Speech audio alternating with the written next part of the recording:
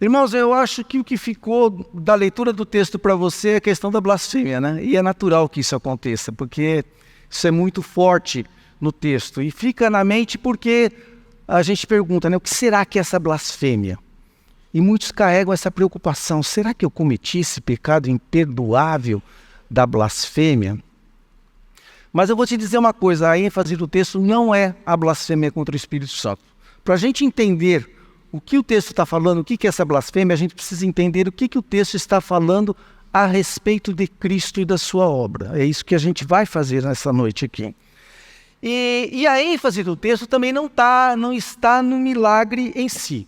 Esta é uma série que baseada em textos que falam dos milagres de Jesus.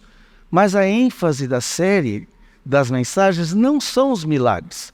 Os milagres são apenas vestígio de glória. E eu queria aqui já começar dando uma ilustração para vocês, trazer algo que aconteceu comigo, uma situação que eu vivenciei, que talvez ajude a gente a entender um pouquinho mais essa questão. O que são os milagres, o que eles representam? Trazer uma imagem à nossa cabeça. Eu gosto muito de fotografar pássaros. Eu gosto de pegar minha máquina fotográfica e sair fazendo trilha em matas, fotografando. Uma vez eu estava no Pantanal. E como vocês sabem, Pantanal é o território da onça-pintada, né? A onça-pintada, que é o maior felino do Brasil, o maior felino das Américas. E como ali é o território dela, eu estava lá na pousada que eu estava hospedado, eles falaram, não sai sozinho para a trilha não. Vai com alguém experiente, porque esse daqui é o território da onça. Esse daqui é o reino dela. Tá bom. Aí eu peguei um guia local lá, um guia da própria pousada lá, muito experiente, que conhece cada palma daquele lugar lá, o Oswaldo.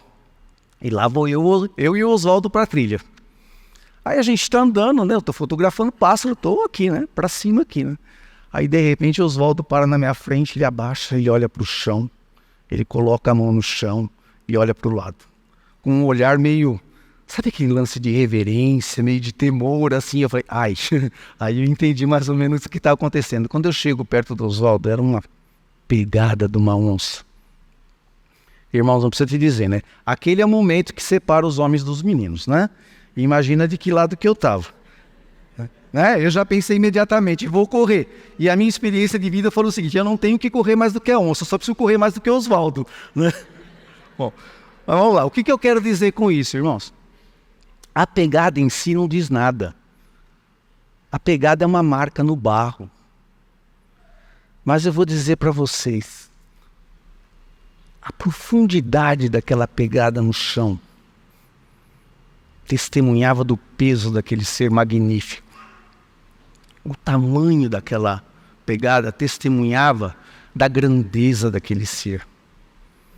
O Oswaldo olhou para mim e falou o seguinte, ela está aqui. Ele olhava do lado e falou, ela está aqui, ela deve estar olhando para a gente. Bate aquele negócio assim.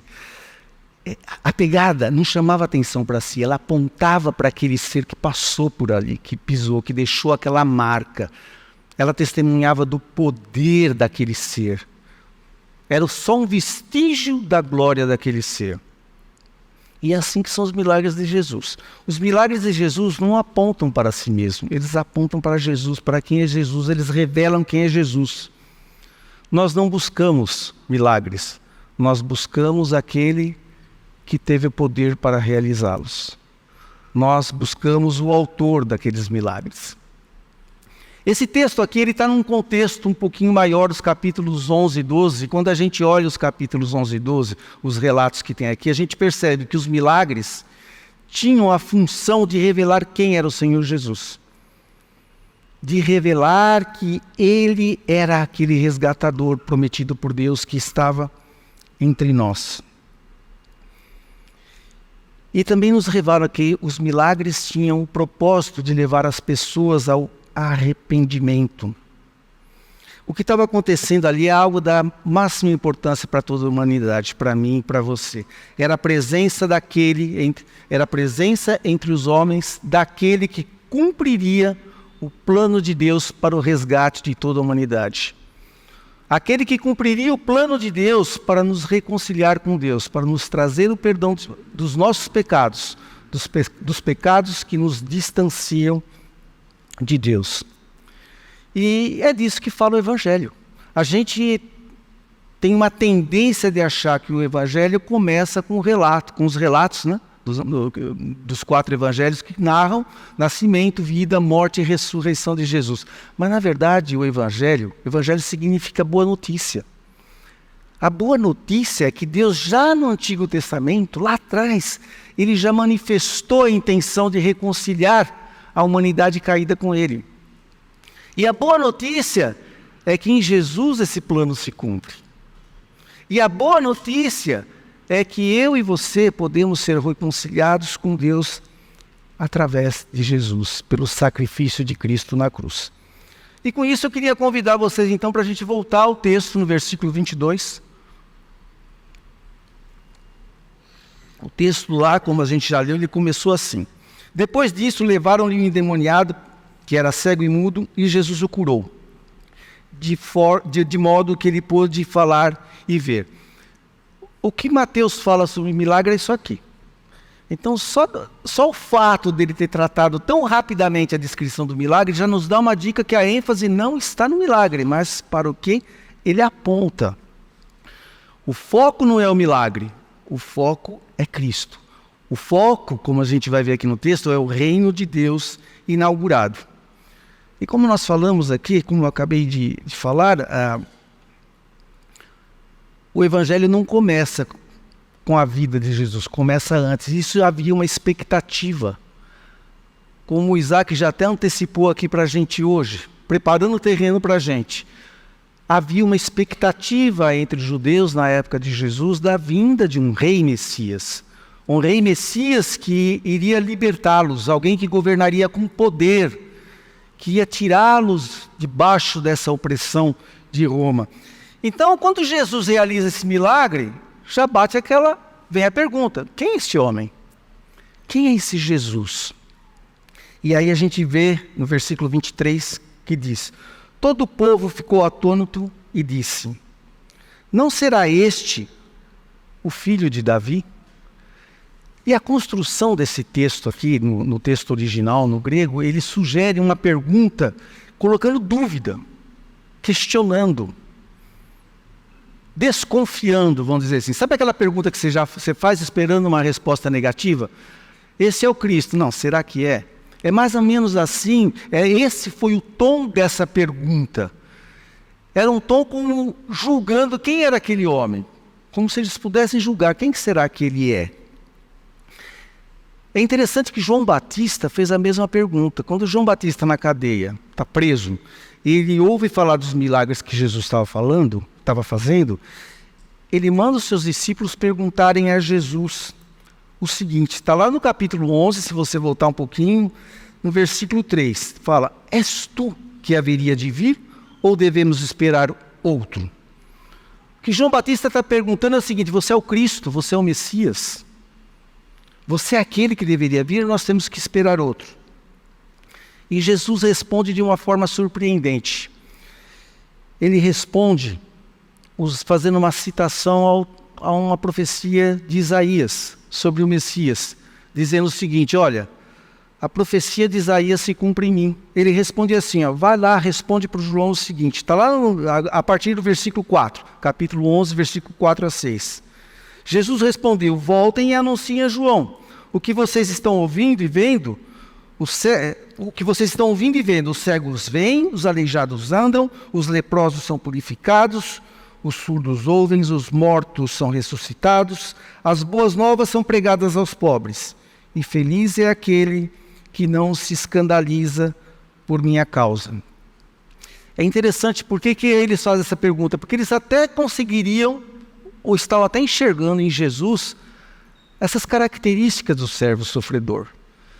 Mas Jesus não atendia a expectativa deles. Eles esperavam um rei dominador, um rei forte. E como o texto fala aqui um pouco antes, ele não veio gritando nas ruas, ele não veio fazendo estardalhaço. Ele veio com alguém calmo, tranquilo, carinhoso, dócil para as pessoas. Se Jesus tivesse ficado só com esse perfil, falando coisas boas, curando. Talvez ele não tivesse tido problema nenhum, mas a reivindicação dele de ser o Messias, aí isso não era bem aceito. E não muda muito, né? Se a gente pensar hoje, 2000 anos depois, muitas vezes nós dentro da igreja mesmo, mas em geral as pessoas criam uma expectativa do Jesus que elas querem. Olha, é até legal Jesus, mas tem que ser o Jesus que eu quero. Um Jesus que caiba dentro da minha teologia, um Jesus que caiba dentro da minha expectativa. Um Jesus que me entregue alguma coisa. Né?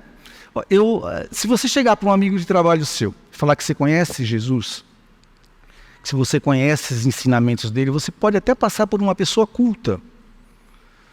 Mas se você falar que você crê nele como Senhor da tua vida, a coisa já começa a mudar. Eu trabalhei muitos anos numa multinacional de telecomunicações e a gente tinha com muita frequência eventos grandes, né, congressos, vinha gente do mundo inteiro participar desses congressos. E muitas vezes eu vi Jesus sendo mencionado como um exemplo. Um bom líder, um líder fiel, um líder eficiente, eficaz, determinado, um grande formador de equipes. Por quê? Porque afinal de contas, de 12 homens, ele criou um grande empreendimento que só cresceu durante 2000 anos. Então ele era um grande exemplo. Mas nos momentos que eu pude me manifestar dizendo o seguinte, eu sou discípulo dele, as pessoas falam, legal, nós também. Então, não, você não entendeu. Ele é o Senhor da minha vida. As pessoas já começam a te olhar assim. Eu entreguei minha vida para ele. As pessoas já começam a achar que você é meio doido. Aí quando então você fala, ele ressuscitou, eu creio nisso, ele está vivo e ele reina. E ele voltará. Aí as pessoas querem te internar. Por quê? Não bate. Não atende às expectativas.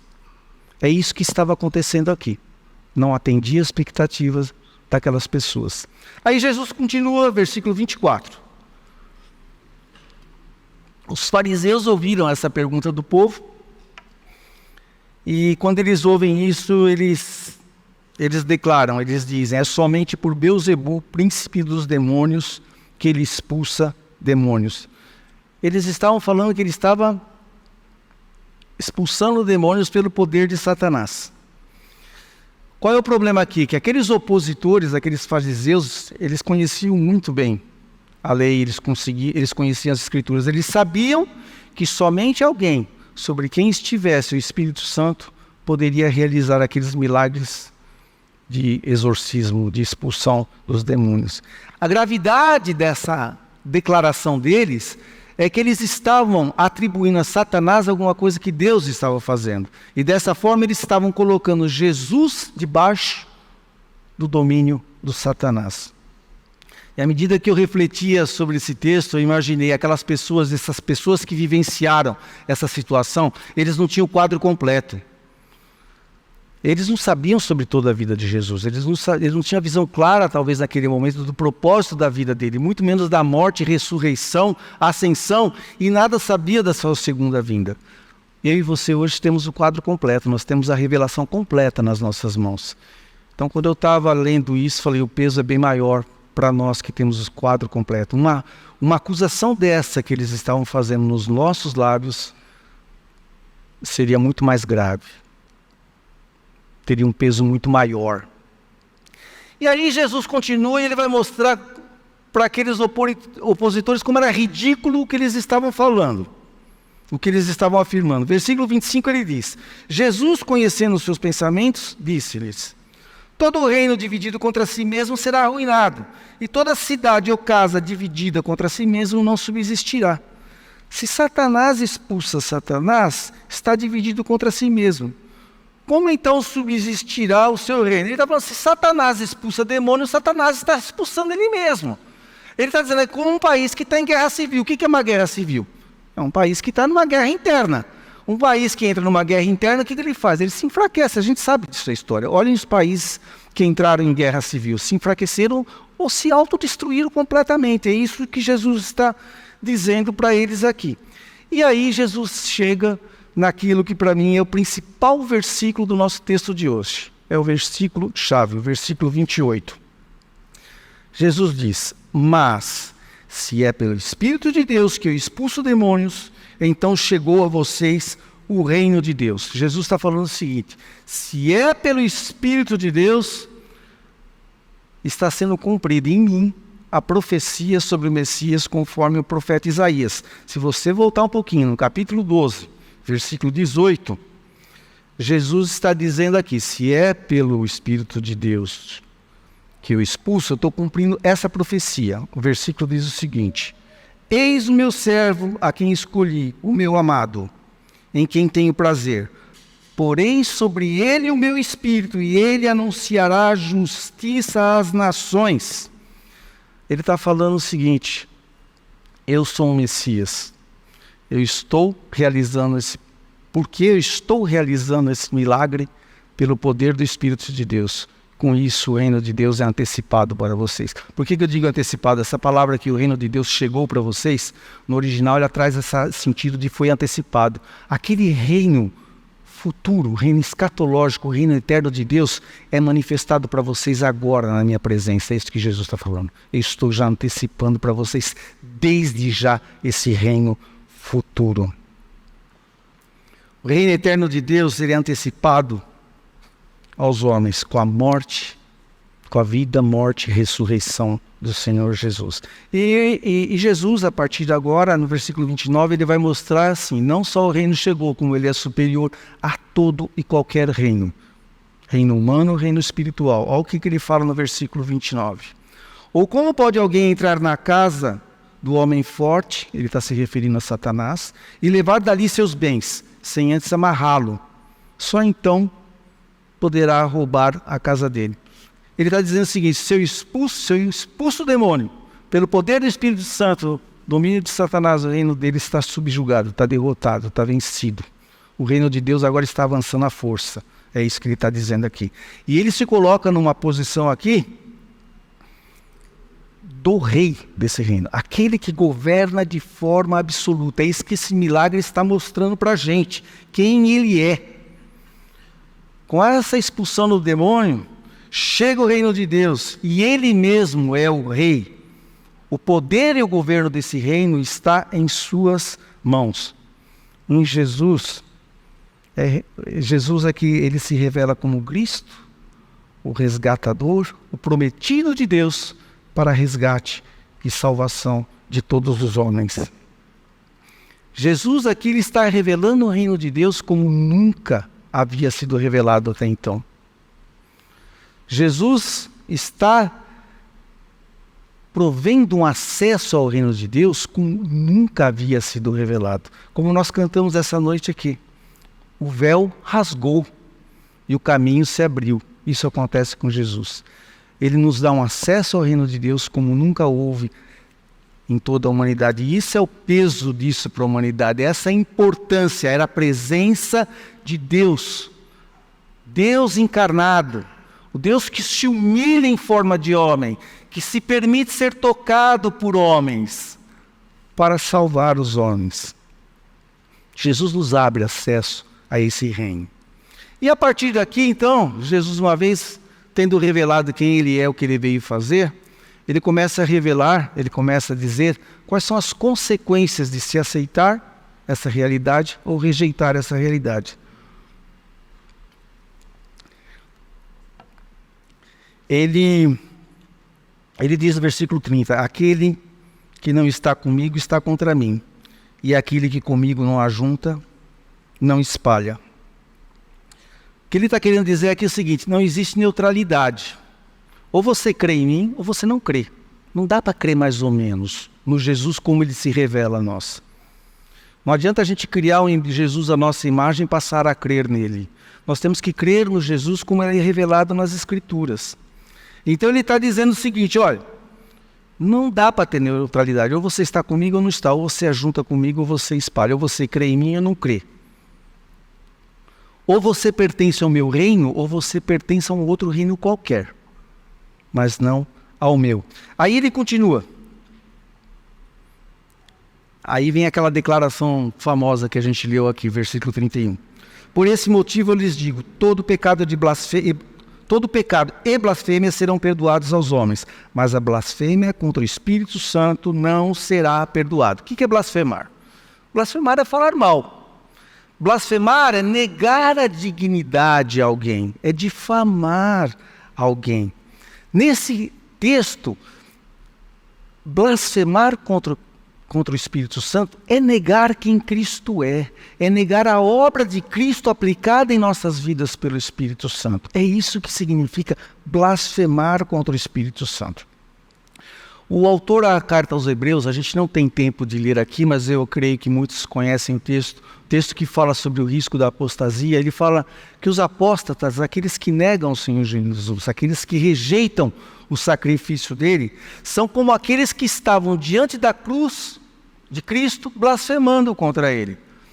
O autor da carta aos Hebreus diz inclusive o seguinte: esses são aqueles que para eles mesmos eles estão novamente crucificando a Cristo. É como se ele estivesse dizendo o seguinte: pessoas diante da cruz falam, fica aí, não desce daí não, esse daí é teu lugar, eu não quero, eu não aceito, eu não preciso. É isso que ele está falando aqui. Isso é blasfemar contra o Espírito Santo. E ele continua, versículo 32. Todo aquele que disser uma palavra contra o Filho do Homem será perdoado, mas quem falar contra o Espírito Santo não será perdoado, nem nesta era, nem na que há de vir. Não entender quem Jesus é, não conhecê-lo e insultá-lo é alguma coisa que provavelmente muitos de nós já fizemos aqui. Quantas vezes a gente, principalmente quem teve o seu encontro com Cristo já numa fase adulta, quantas vezes já não falou alguma coisa contra Cristo, já não difamou, mas por ignorância. O texto está dizendo que até esse pecado é perdoado, porque nós somos chamados ao arrependimento. Ele nos chama gentilmente, nós nos arrependemos, nós nos entregamos ao pé da cruz e somos salvos, somos perdoados. Mas o que ele está dizendo é o seguinte: negar o Espírito Santo, blasfemar, é negar voluntariamente. É ter conhecido, saber quem ele é e mesmo falar, eu não quero, eu não preciso, eu rejeito, mesmo depois de ter conhecido. E pensando novamente lá no autor da carta aos Hebreus, lá ele fala que aquelas pessoas que rejeitavam o Senhor Jesus, que rejeitavam o sacrifício, são aqueles que uma vez tendo sido iluminados, eles se afastam. O que isso quer dizer? Aqueles a quem foi revelado. Pessoas que chegaram a ter conhecimento de quem era Jesus, entenderam o que era o Evangelho, entenderam a salvação que poderiam ter em Cristo. E essas pessoas, mesmo tendo esse conhecimento, falam, eu não quero. Isso é blasfêmia contra o Espírito Santo. E Jesus passa então, depois de dizer, olha, para esses realmente não há perdão para o seu pecado, ele passa a descrever como são essas pessoas. Olha o que diz o versículo 33. Como são esses que negam? Considerem, versículo 33, considerem uma árvore boa, dá bom fruto, dá fruto bom, e uma árvore ruim dá fruto ruim, pois uma árvore é conhecida por seu fruto. Raça de víboras, como podem vocês que são maus dizer coisas boas? Pois a boca fala do que está cheio o coração. O que é o coração na Bíblia? Coração na Bíblia tem a ver com as faculdades aqui mentais, não é tanta emoção não, é aqui. Coração, quando a Bíblia fala de coração, ela está falando do centro do homem. É onde o homem pensa, é onde nascem os seus desejos, é onde estão as crenças do homem. Então aquilo que nós professamos, na verdade sai do coração. Aquilo que nós confessamos, aquilo que nós dizemos ser verdade ou mentira, é o que está saindo do nosso coração. Ele está falando, do coração de vocês não pode sair coisa boa. Ele continua, versículo 33. O homem bom do seu bom tesouro, seu coração, tira coisas boas. E o homem mau do seu mau tesouro, tira coisas más. Mas eu lhes digo, que no dia do juízo os homens haverão de dar conta de toda palavra inútil que tiverem falado, pois por suas palavras vocês serão absolvidos e por suas palavras serão condenados. Ele não está falando aqui de simples palavra, do som que a gente emite aqui. Ele está falando que nós professamos com as nossas palavras. Ele está dizendo daquilo que nós dizemos, aquilo que nós confirmamos, o que nós afirmamos de quem é Jesus. É disso que ele está falando. Pelas suas palavras. Ele está falando da nossa confissão de fé. Hoje aqui com Isaac nós lemos um trecho da nossa confissão. Por que a gente faz isso? Não é um ritual. Não é só para cumprir tabela ou para preencher um espaço vago aqui na liturgia. Não é nada disso. É um exercício que nós fazemos para externalizar aquilo que está no nosso coração, aquilo que nós professamos, a nossa fé. É por isso que a gente faz. É por isso que a gente faz isso também antes da ceia aqui, que a gente ler o credo apostólico. Para quê? É um exercício que nós fazemos para relembrar aquilo que nós professamos, aquilo que sai do nosso coração. O texto está mostrando o seguinte: existem consequências de a gente aceitar ou rejeitar essa realidade que é revelada aqui para nós. Aqueles que aceitam, aqueles que creem em Jesus, eles provam por esse ato, por essa profissão, que eles foram escolhidos por Deus, eles para serem salvos. Eles são salvos. Agora, aqueles que negam, eles estão se colocando numa posição de oposição a Deus. Aqueles que negam são aqueles que rejeitam a obra do Espírito e rejeitam o ungido de Deus.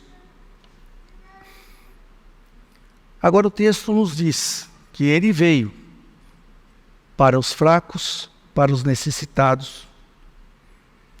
Mas a consequência vem, porque o mesmo texto fala que ele cumprirá a missão a qual lhe foi dada. Aqueles opositores de Jesus que estavam dizendo que o que ele estava fazendo era pelo Satanás, não pelo poder de Deus, eles sofreriam as consequências do que eles estavam fazendo. Quando eu estava lá na trilha, né, que eu falei para vocês no Pantanal, negar que aquela pegada era da onça poderia trazer sérias consequências. Muito maiores são as consequências de reconhecer quem é Jesus e negá-lo. É isso que o texto de hoje está nos dizendo. É como se Jesus estivesse dizendo para a gente, como ele disse para aquelas pessoas, e está dizendo para a gente hoje: olha, vocês estão vendo o que está acontecendo? Vocês estão entendendo tudo isso daqui? Se vocês negarem, não resta nada mais a fazer para vocês. Não há esperança nenhuma. No dia do juízo, no dia do julgamento, cada um vai dar conta das suas palavras, da sua confissão de fé. É isso que ele está dizendo. E aí eu queria ver o que isso tem a ver com a nossa vida hoje, né, irmãos? Como aplicamos isso? Como trazemos isso para a nossa vida? Primeira coisa básica aqui: as nossas decisões têm consequências eternas. As decisões que nós tomamos, elas não nos trazem consequências somente nessa vida, elas trazem consequências e implicações eternas para a nossa vida. Esse texto que lemos hoje, ele traz um convite implícito de Jesus para entrarmos no seu reino, para fazermos parte, para nos submetermos ao seu senhorio, para nos submetermos ao seu governo. Mas se a gente voltar um pouquinho o texto, lá no capítulo 11, versículo 28, a gente vê que o convite não é só explícito, ele é implícito, ele é forte. Não, desculpa, ele não é só implícito, ele é explícito. Lá ele diz o seguinte, capítulo 11, versículo 28. Venham a mim todos os que estão cansados e sobrecarregados, e eu lhes darei descanso. É um convite que está clamando por uma resposta, vocês percebem isso? Ele está chamando, responda a esse convite. Venham a mim todos os que estão cansados e sobrecarregados. Eu não sei como você chegou aqui hoje. Se você está cansado, se você está sobrecarregado, mas eu quero te dizer que a encarnação de Jesus, a vida, a morte e a ressurreição de Jesus é o plano de Deus para nos resgatar.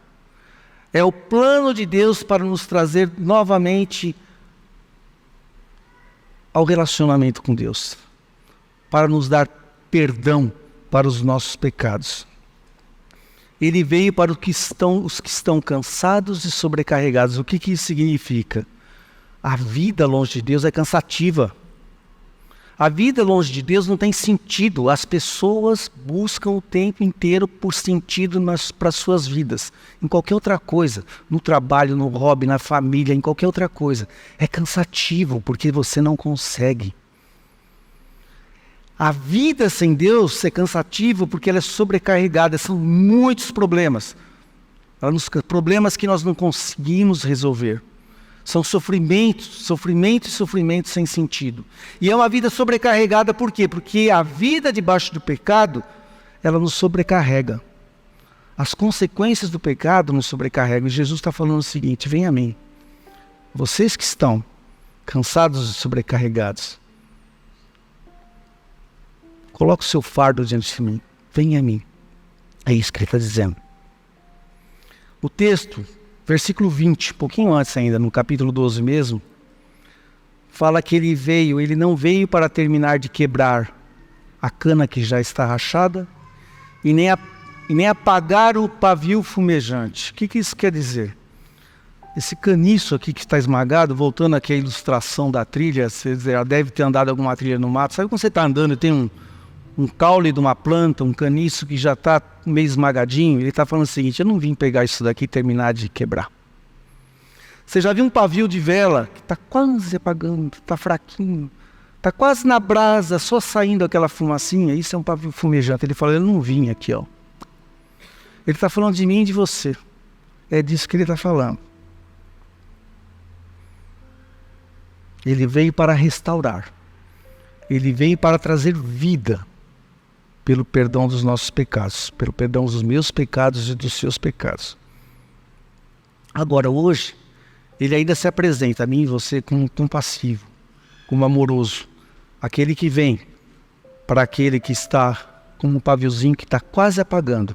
Só que o mesmo texto nos diz que ele volta como juiz para julgar. O texto continua ali no versículo 20, fala que ele não quebrará o caniço rachado, não apagará o pavio fumejante, presta atenção, até que leve a vitória à justiça. Em seu nome as nações porão sua esperança. Ele voltará como soberano juiz, justo juiz, para reinar de forma soberana. Nós aguardamos ele como esse juiz. Nós sabemos que ele voltará porque as escrituras falam isso, mas nós ainda temos acesso a ele como esse compassivo, que nos chama com carinho, como está chamando você essa noite com carinho. Você que se sente, como eu muitas vezes me sinto ainda hoje, como um caniço esmagado, que eu não quero ser quebrado, como um pavio fumejante que eu quero ser reaceso. Ele vem para isso. A gente fica preocupado quando lê esse texto, como eu falei na introdução, com o pecado imperdoável que é a blasfêmia contra o Espírito Santo. Só que a gente deixa de perceber, a gente passa por cima, que o mesmo texto está falando para a gente que todo pecado e blasfêmia serão perdoados aos homens. Inclusive insultos que eventualmente por ignorância a gente tenha feito ao Senhor Jesus. Até isso nos é perdoado quando nós chegamos diante de Deus, aceitando aquele sacrifício que Ele fez. Cristo fez o sacrifício em nosso lugar, Ele expiou os nossos pecados. O corpo e o sangue de Cristo entregue em nosso favor, perdoou os nossos pecados. O apóstolo João, ele escreveu que se confessarmos os nossos pecados, Ele é fiel e justo para perdoar os pecados e nos purificar de toda injustiça. O único pecado que não pode ser perdoado de acordo com esse texto é o pecado de rejeição desse sacrifício de Cristo. É a blasfêmia contra o Espírito Santo. É isso que significa essa blasfêmia. É rejeitar o corpo e o sangue de Cristo que foram entregues em nosso lugar. Aqui eu queria dar uma palavra para você que eventualmente, eu sei que eu já conversei com pessoas que carregavam esse medo. Será que um dia eu cometi esse pecado? Será que um dia eu ofendi o Espírito Santo com alguma coisa que eu falei e eu não serei perdoado por conta disso? Não é isso que o texto de hoje falou para a gente. Eu vou dizer o seguinte: se você carrega esse medo, se você tem essa preocupação, essa mesma preocupação mostra para você que você não é culpado desse pecado. Então descansa, relaxa. Sabe por quê? Porque quem nega a obra de Cristo, quem rejeita Cristo, quem não quer saber disso, quem está falando, fica aí na cruz que aí é o teu lugar, esse não está nem se importando se ele está blasfemando ou não. Eu creio que isso não é seu caso. Então tranquilize o seu coração. Agora, se porventura você entrou aqui hoje, falando eu não conhecia esse Cristo, de repente essa é a grande oportunidade da sua vida, que Ele está sendo revelado para você hoje, não por mim, mas pelas Escrituras, que eu estou tentando expor aqui. A Bíblia diz que nós somos salvos pela graça por meio da fé. Aí você fala, fé, eu não tenho fé, eu não consigo, não tenho força. Não depende da gente, irmãos. Qualquer um de nós aqui só tem fé à medida que Deus nos concede fé. A fé é um dom de Deus para nós. A fé que nos leva à graça, que nos salva, é um ato de rendição. É um ato de esvaziamento diante de Deus. É um ato que você chega diante de Deus e fala, olha, Eu não tenho o que fazer, eu não tenho força, eu estou entregue. Me aceita, eu sou como um pavio que está quase se apagando. Me reacende. Essa é a fé que leva à salvação. A fé que leva à graça é um ato de entrega. É um esvaziamento completo de qualquer tentativa humana, minha ou sua, de reparar a nossa situação diante de Deus. Algo que só Ele pode fazer. É por isso que é pela fé. Eu chego diante de Deus e falo, está aqui, ó. Está aqui esse tranqueira, Deus, me ajuda. Está aqui. Eu estou com uma cana esmagada, eu estou com um paviozinho quase apagando, eu preciso do Senhor. Eu me rendo. Resistir ao chamado do Espírito Santo e permanecer numa situação de dureza de coração, de incredulidade, equivale a blasfemar contra o Espírito Santo. Resistir a esse chamado equivale a blasfemar. O autor da Carta aos Hebreus, mencionando ele novamente, não temos tempo de ler, não tivemos tempo, mas depois você visita lá. Ele fazendo uma exortação, né, uma advertência contra a incredulidade, ele diz que o Espírito Santo nos exorta que se hoje estivermos ouvindo a voz de Deus, não devemos endurecer o nosso coração. É para isso que eu te chamo hoje. Eu não sei como você chegou aqui, como está a sua vida, é entre você e Deus. Se você chegou aqui, você tem a convicção desse chamado, você já entregou a tua vida a Cristo, você só tem que dar graças a Deus por isso e agradecer, louvá-lo por isso. Dizer, reina em mim, como cantamos aqui hoje. Mas se você chegou hoje em dúvida aqui, essa é a tua oportunidade, não é esforço, não depende de você, não depende de como você chegou aqui. Não depende de nada. É como eu falei, a fé é uma entrega. É uma rendição, é um esvaziamento diante do que Ele fez. Então eu te convido a fechar os seus olhos. Não é um ato místico fechar os olhos, tá, irmãos? É só para você não se desconcentrar com quem está ao seu lado. Eleve o seu pensamento a Deus e converse com Ele. Senhor, estou aqui diante do Senhor. Se você já fez isso, você vai falar para Ele, Deus, obrigado pela Tua graça. Obrigado pelo Teu cuidado na minha vida. Obrigado por ser tão compassivo comigo. Se você está ouvindo a respeito de Cristo pela primeira vez, diga a Ele, Senhor, eu quero fazer parte do Teu reino. Me ajuda, me orienta, me leva.